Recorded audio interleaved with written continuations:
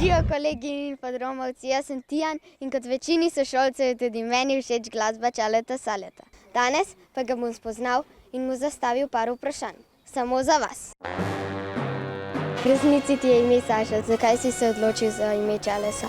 Vsi so me klicali skozi Sale, zaradi imena Saša. Čale je pa v bistvu srbo-hrvaška beseda, ki pomeni foter. Se družil skozi starejšimi od sebe in pol, ko sem bil s svojimi vrstniki, sem zmeraj jim govoril, to ni dobro, da je pazi to, da je ono, drugo, tretje. Pol so oni rekli, da je kaj s tabo, nisi ti en foter, Čale, lega, Čale, Sale in se prijeli.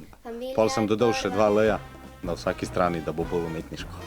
Kateri je bil tvoj najljubši predmet v šoli? Športna vzgoja pa glasba. Ali si kaj treniral? Treniral sem košarko, 11 let sem jo igral.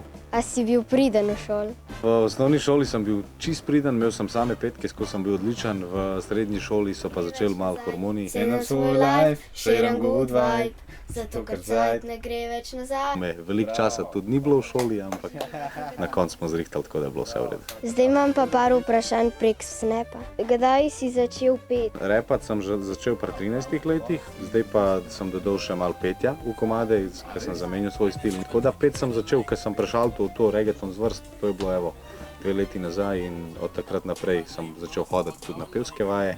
Drugače sem pa končal osnovno glasbeno šolo, sem pa igral klavir. Kje si dobil navdih za pisanje pesmi? Iz vsakdanjega življenja, iz stvari, ki se mi dogajajo. Koliko si star? 27 let. A imaš punco? Glede na to, da sem zelo izpostavljen javnosti in ene stvari držim zase in to je tudi ljubezensko življenje, tako da o tem se ne pogovarjam.